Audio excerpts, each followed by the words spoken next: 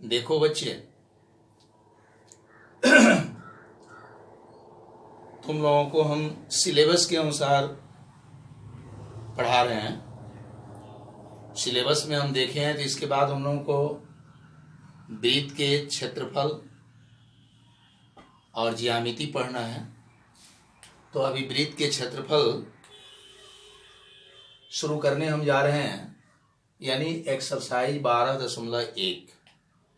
इस अभ्यास को शुरू करने के पहले वृत्त के बारे में कुछ जानकारी हम देंगे और वृत्त के परिमाप और वृत्त के क्षेत्रफल के बारे में हम जानकारी देंगे, क्योंकि इस अभ्यास में हम लोगों को वृत्त के क्षेत्रफल और वृत्त के परिमाप संबंधी प्रश्नों को हल करना है। तो सबसे पहले हम वृत्त को देखें। ये जो आकृति बनाई गई है, यह वृत्त।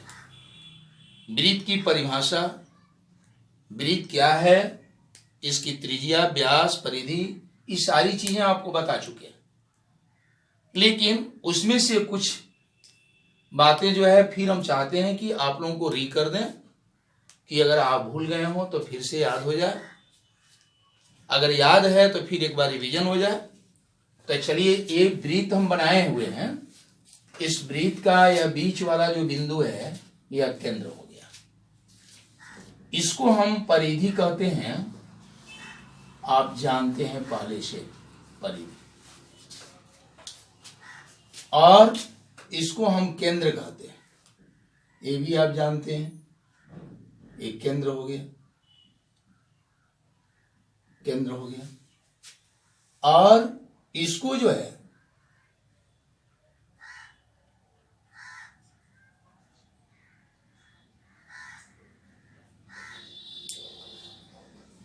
व्यास कहते हैं। ये केंद्र ओ हो गया, केंद्र ओ। अंग्रेजी में इसको सेंटर कहते हैं,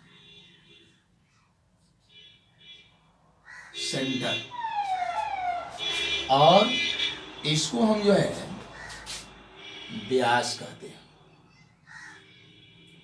ये भी यह व्यास है। इसको डायमीटर कहते हैं अंग्रेजी में, DIAMETER। इसका शॉर्ट यानी संकेत छोटा डी होता है। और परिधि को देखेंगे, केंद्र का अंग्रेजी सेंटर हो गया, परिधि का अंग्रेजी यहां पर हम लिखे हैं सर्कमफेरेंस, जिसका शॉर्ट यानी संकेत सी हो जाएगा।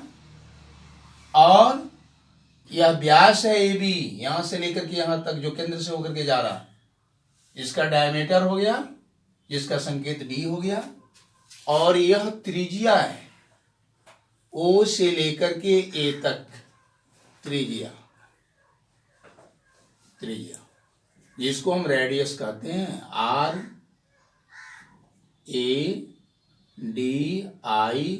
RADIUS। इसका संकेत छोटा आर होता है। ये वृत्त के विभिन्न भाग हो गए, जिसकी आवश्यकता आगे हमें महसूस होगी, इसलिए इसके बारे में जानकारी अभी आप लोगों को हम दे दिए हैं, इस पर आप ध्यान देंगे। चलिए अब देखते हैं हम वृत्त का क्षेत्रफल और वृत्त का परिधि किसे कहते हैं, वृत्त की परिधि किसे कहते हैं, उसको हम कैसे निकालते हैं, और वृत्त का क्षेत्रफल किसे कहते हैं, इसको हम कैसे निकालते हैं, इसको हम देखेंगे।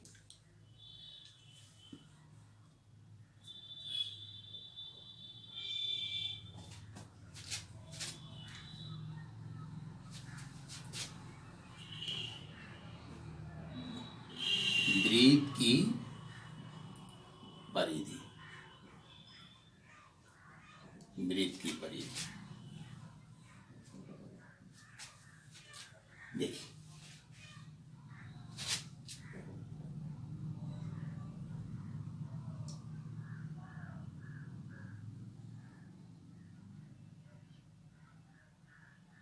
ये जो आकृति हम दिखा रहे हैं आपको, इसको मान लेंगे कि यह एक वृत्त, वास्तव में हम वृत्त का रचना नहीं किए, कल्पना किए हैं, इसलिए इसको हम मान लेंगे कि यह एक वृत्त है और इसका केंद्र जो है O है। अब इस वृत्त का जो परिसीमा है, इसको हम वृत्त की परिसीमा कहते हैं और इसको हम परिधि भी कहते हैं और वृत्त का परिमाप भी कहते हैं। ये वृत्त की परिधि या परिमाप या परिसीमा भी इसको हम कहते हैं। ये वृत्त की परिधि है, इसको हम परिमाप भी कहते हैं और ये वृत्त की परिसीमा भी है। यानी वृत्त की परिसीमा को ही वृत्त की परिधि कहते हैं। या हम ऐसे कह सकते हैं कि वृत्ताकार पथ का माप ही वृत्त की परिधि है। इस तरह से इस परिधि को हम कई तरह से परिभाषित कर सकते हैं। वृत्त के परिसीमा को वृत्त की परिधि कहते हैं या वृत्ताकार पथ का माप वृत्त की परिधि कहलाता है। दोनों तरह से हम इसकी परिभाषा दे सकते हैं। तो चलिए यहां लिखते हैं,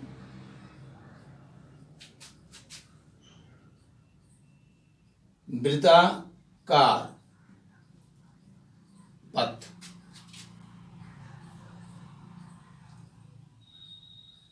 की माप वृत्त की परिधि कहलाता है। या हम इसे ऐसे परिभाषित कर सकते हैं, वृत्त की परिसीमा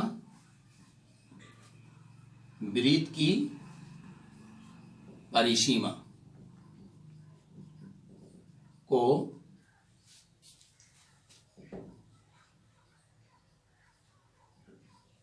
वृत्त की परिधि कहते हैं। वृत्त की परिधि कहते हैं। अब देखिए, किसी भी वृत्त की जो परिधि होता है उसका और उसके व्यास का अनुपात एक अचर संख्या होता है। यानी वृत्त की परिधि अनुपात वृत्त का व्यास एक अचर संख्या होता है, जिसको हम सी मानते हैं। सी नहीं, वृत्त की परिधि बट्टा वृत्त का व्यास, इसको हम पाई मानते हैं। और पाई क्या है? तो यह एक ग्रीक अक्षर है जिसे भारतीय गणितज्ञ आर्यभट्ट ने बताया था।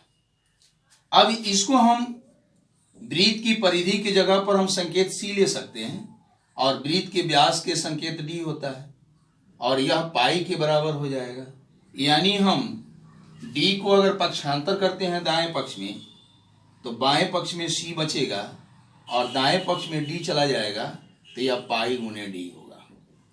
यानी सी बराबर पाई डी। यह सी बराबर पाई डी जो आ गया, यह वृत्त के परिधि निकालने का एक सूत्र हो गया। इसको हम ऐसे भी लिख सकते हैं, परिधि बराबर पाई गुने व्यास, या परिधि बराबर पाई गुने, आप जानते हैं कि व्यास जो है किसी वृत्त के त्रिज्या के दुगुनी के बराबर होता है। इसलिए व्यास के बदले में हम त्रिज्या का दुगुना करके लिख सकते हैं, यानी 2r लिख सकते हैं। यानी इसको हम गुना करते हैं तो यह 2πr। इस तरह से परिधि के लिए दो सूत्र हो गया, एक हो गया पाई गुने व्यास और दूसरा हो गया 2πr। जब वृत्त का त्रिज्या मालूम होगा तो इस सूत्र का हम उपयोग करेंगे, और जब वृत्त का व्यास मालूम होगा और परिधि ज्ञात करना होगा तब इस सूत्र का हम उपयोग करेंगे।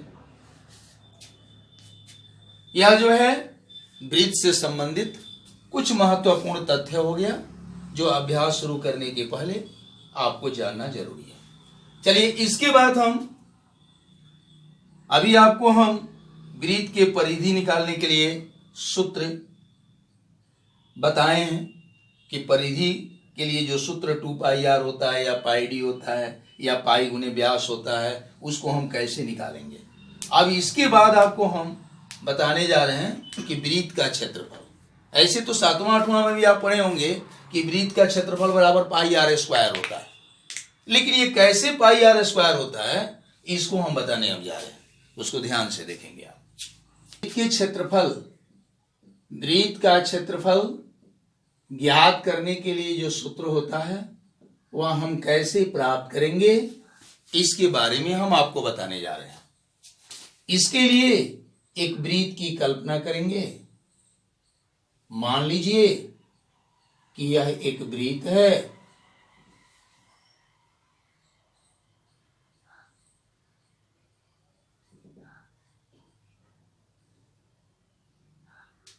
मान लीजिए कि यह एक वृत्त है जिसका केंद्र O है, यह केंद्र है। अब देखिए इस वृत्त का क्षेत्रफल ज्ञात करने के लिए आप इस वृत्त को 6 भाग में या 12 भाग में या 18 भाग में आप बांट दीजिए, वह भाग बराबर बराबर होगा। इसके लिए सबसे पहले एक ऐसे व्यास खींच दीजिए जो केंद्र से होकर के जाएगा। उसी तरह से एक दूसरा व्यास खींच लीजिए, उसी तरह से एक तीसरा व्यास खींच लीजिए,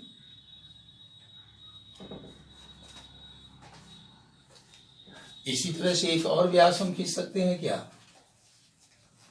चलिए खींच करके देखते हैं।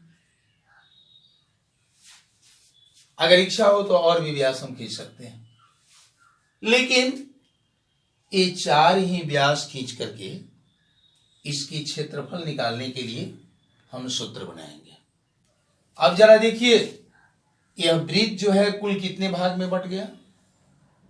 यह पहला भाग हुआ, ये दूसरा, तीसरा, ये चौथा, ये 5वां, 6ठा, 7वां और 8वां, यानी यह वृत्त जो है टोटल 8 भागों में बट गया। और प्रत्येक भाग वृत्त का त्रिज्या खंड है, प्रत्येक भाग वृत्त का त्रिज्या खंड है।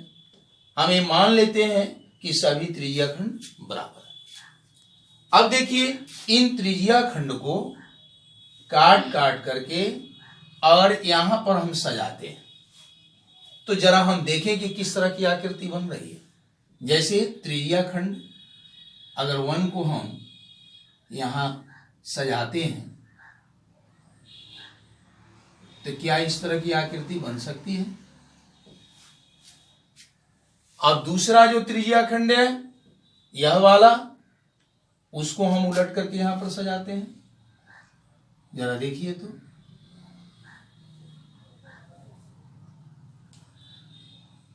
ये दूसरा त्रिज्या खंड आ सकता है इस तरह से। इस तरह से हम तीसरा त्रिज्या खंड को भी हम सजा सकते हैं।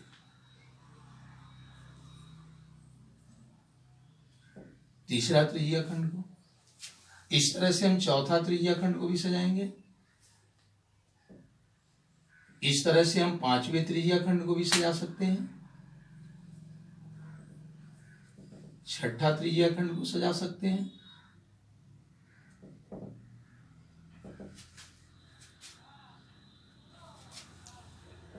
7वें त्रिज्या खंड को हम सजा सकते हैं, और इसी तरह से 8वें त्रिज्या खंड को भी हम सजा सकते हैं। अब इस वृत्त के प्रत्येक त्रिज्या खंड को काट करके जो इस आकृति में हम बनाए, इस तरह की आकृति जो बनाए हैं, नया आकृति, यह आकृति जो है आयताकार आकृति है, आयत के जैसा यह आकृति हो जाएगा। और यह आकृति जो आयताकार है, इसकी यह लंबाई हो जाएगी और यह चौड़ाई हो जाएगी। इसकी आयत की यह चौड़ाई होगी और यह आयत की लंबाई होगी। अब जरा सोचिए तो, यह आयत की जो लंबाई है यह किसके बराबर होगा? तो पूरे वृत्त की जो परिधि होगा उसके आधा के बराबर होगा, क्योंकि ये जो है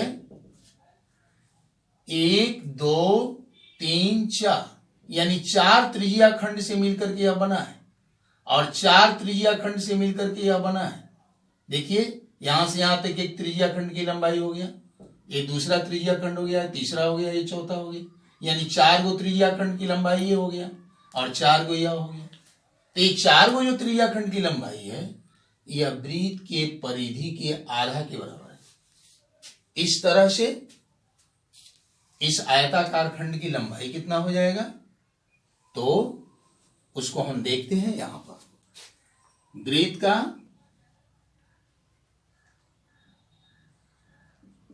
क्षेत्रफल हमें निकालना है, यह बराबर होगा वृत्त के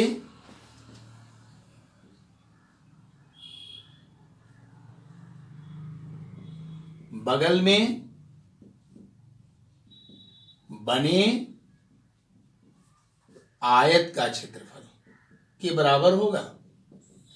और आप जानते हैं कि आयत का क्षेत्रफल के लिए सूत्र होता है लंबाई गुने चौड़ाई, लंबाई गुने चौड़ाई। आप पहले से इस बात को जानते हैं। अब जरा देखिए, लंबाई यहां से यहां तक हो जाएगा जो परिधि के आधा के बराबर है। तो परिधि के लिए सूत्र आपको बताए हैं 2πr, और इसका आधा करने के लिए 2 से भाग कर देंगे, तो इस आयताकार क्षेत्र की लंबाई हो जाएगा। अब हमको चौड़ाई लेना है, तो चौड़ाई इसी को हम कहेंगे चौड़ाई। ये चौड़ाई हो जाएगा इस आयताकार क्षेत्र का, जो वृत्त के त्रिज्या के बराबर है, जो वृत्त के त्रिज्या के बराबर है, वृत्त के त्रिज्या के बराबर है। तो इस आयत के चौड़ाई के बदले में हम वृत्त के त्रिज्या यानी r लिखेंगे, त्रिज्या यानी 2 से 2 कट गया, पाई r गुणे त्रिज्या के बदले r लिखेंगे। अब इसको गुणा करेंगे तो पाई r²।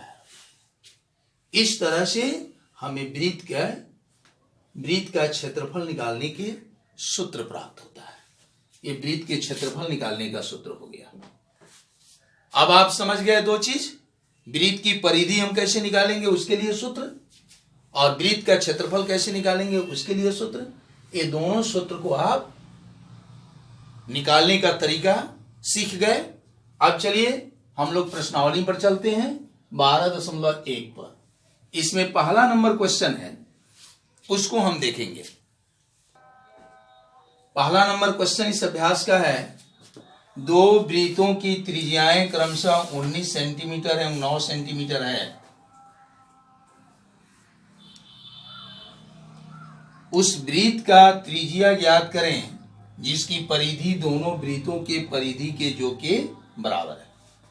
यानी कहने का मतलब यह है कि 2 ठो वृत्त, एक बड़ा वृत्त है जिसकी त्रिज्या 19 सेंटीमीटर है और दूसरा छोटा वृत्त है जिसकी त्रिज्या 9 सेंटीमीटर है, और दोनों वृत्त के जितना परिधि होगा उसको जोड़ देने पर एक नए वृत्त का परिधि बन जा रहा है। तो उस नए वृत्त का त्रिज्या क्या होगा यह हमें ज्ञात करना है। फिर से इसको हम समझेंगे। 2 वृत्त की त्रिज्याएं दी गई है, तो इसमें से एक जो बड़ा त्रिज्या है उसको बड़े वृत्त की त्रिज्या मान लेंगे, जो छोटा त्रिज्या है उसको छोटे वृत्त की त्रिज्या मान लेंगे। इस तरह से 2 वृत्त हो गया आपको, बड़ा वृत्त और छोटा वृत्त। और इन दोनों वृत्त को मिला करके एक बड़ा वृत्त बनाया जा रहा है, नया वृत्त बनाया जा रहा है, जिसका परिधि इन दोनों वृत्तों के परिधि के जो के बराबर है। तो उस नया वृत्त का त्रिज्या कितना होगा यह हमें ज्ञात करना है। तो हम ऐसे लिख सकते हैं क्या, नए वृत्त की परिधि, नए वृत्त की परिधि बराबर बड़े वृत्त की परिधि या प्लस छोटे वृत्त की परिधि, बड़े वृत्त की परिधि अब प्लस छोटे वृत्त की परिधि। हम ऐसा क्यों लिखे जी, तो क्वेश्चन में दिया है कि जो नया वृत्त बनेगा उसकी परिधि इन दोनों वृत्त के परिधि के योग के बराबर होगा, इसलिए हमने ऐसा लिखा। अब देखिए नए वृत्त की परिधि में न त्रिज्या मालूम है न कुछ मालूम है, तो इसके बदले हम सूत्र 2πr लिख सकते हैं, और बड़े वृत्त की परिधि के लिए भी सूत्र तो वही होगा, तो 2π हम लिख देंगे, लेकिन बड़े वृत्त की जो त्रिज्या है r उसके जगह पर हम 19 सेंटीमीटर ले लेंगे और प्लस का चिन्ह दे देंगे, और फिर छोटे वृत्त की परिधि के लिए सूत्र 2πr ही होगा, तो 2π जो कहते हो लिख देंगे, और r जो है त्रिज्या उसके बदले में छोटे वृत्त की जो त्रिज्या है उसको हम लिख देंगे। अब देखिए जी ये बाएं पक्ष में 2πr है, इसको हम जैसे के तैसे उतार देंगे, और दाएं पक्ष में 2π यहां भी है 2π यहां भी है, तो दोनों में से हम कॉमन ले लेंगे तो 2π हो जाएगा, और अंदर क्या बचेगा 19 और प्लस 9। अब देखिए तो ये 2πr जो कहते हैं उतार देंगे, इस 2π को हम लिख देंगे, और 19 और 9 को क्या करेंगे तो जोड़ देंगे, तो यह मिल करके 28 हो जाएगा। अब दोनों तरफ से 2π को हम हटा देंगे, इस तरह से बड़ा वृत्त की त्रिज्या 28 सेंटीमीटर हो जाएगा, जो आपके सामने है। यही आपका आंसर हो जाएगा, जो बड़े वृत्त की त्रिज्या होगा। चलिए इसके बाद आपको हम दूसरा नंबर क्वेश्चन बता रहे हैं, उस पर आप ध्यान दें। क्वेश्चन संख्या 2 देखेंगे हम। जो क्वेश्चन संख्या पहला है उसी तर्ज पर उसी तरीके पर आपका क्वेश्चन नंबर 2 भी है। दो वृत्तों की त्रिज्याएं यहां भी दी गई है 8 सेंटीमीटर और 6 सेंटीमीटर। हम इसे ऐसे भी कह सकते हैं कि बड़े वृत्त की त्रिज्या 8 सेंटीमीटर है और छोटे वृत्त की त्रिज्या 6 सेंटीमीटर है। अब इसके बाद देखिए उस वृत्त की त्रिज्या ज्ञात करना है, यानी एक दूसरे वृत्त का त्रिज्या ज्ञात करना है जिसका क्षेत्रफल इन दो दिए गए वृत्तों के क्षेत्रफल के बराबर है। यानी जो नया वृत्त होगा उसका जो क्षेत्रफल होगा ये दोनों बड़े वृत्त और छोटे वृत्त के क्षेत्रफल के योग के बराबर है। तो जो नया वृत्त होगा उसकी त्रिज्या हमें ज्ञात करना है, यानी जो नया वृत्त का क्षेत्रफल होगा वह इन दोनों बड़े वृत्त के क्षेत्रफल और छोटे वृत्त के क्षेत्रफल के योग के बराबर होगा। तो क्या हम लिख सकते हैं ऐसे, चूंकि नए वृत्त का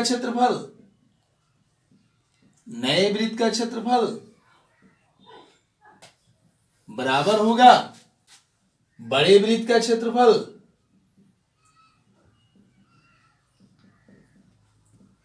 प्लस छोटे वृत्त का क्षेत्रफल।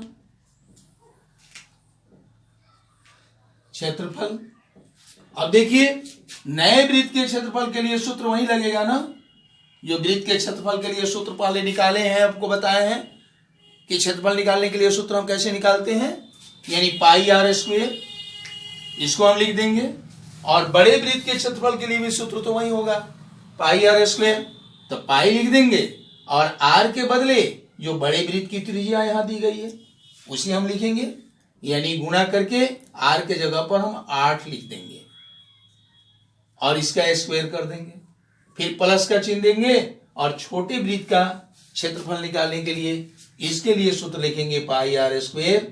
तो यहां आर के बदले यानी त्रिज्या के बदले आर के बदले छोटे वृत्त की जो त्रिज्या है 6 सेंटीमीटर, इसको हम लिख देंगे। अब देखिए तो पाई आर स्क्वायर ज्यों कहते हो उतर गया, और यहां जो है हम पाई को कॉमन अगर ले लेते हैं तो अंदर 8 स्क्वायर और जोड़ 6 स्क्वायर बचेगा। अब देखिए तो ये पाई आर स्क्वायर हो गया, आया हो गया पाई, आया हो गया 8 अठे 64 और ये हो गया 6 का वर्ग करेंगे तो 36। अब देखिए तो पाई आर स्क्वायर ये हो गया पाई आगुने 64 और 36 को हम जोड़ेंगे तो 100 हो जाएगा। अब दोनों तरफ से पाई को हम हटा देंगे। क्या अब आर निकल सकता है? इधर रूट है, आर पर पावर 2 है, वर्ग है, इसको हम हटाएंगे तो इधर रूट अंडर 100 हो जाएगा। अब 100 का वर्गमूल हम निकालेंगे तो 10 सेंटीमीटर हो जाएगा। इस तरह से नए जो वृत्त है उसका क्षेत्रफल के द्वारा उसकी त्रिज्या यानी आर निकल गया 10 सेंटीमीटर। यही हम लोगों को निकालना था, यही आपका आंसर होगा।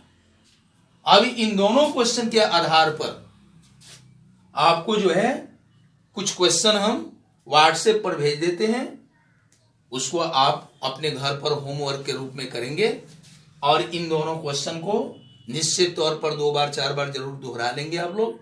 दोहराने से यह फायदा होगा, यह लाभ होगा कि परीक्षा में जब भी इस तरह का क्वेश्चन अगर पूछा जाएगा तो आप आराम से उसको सॉल्व कर सकते हैं।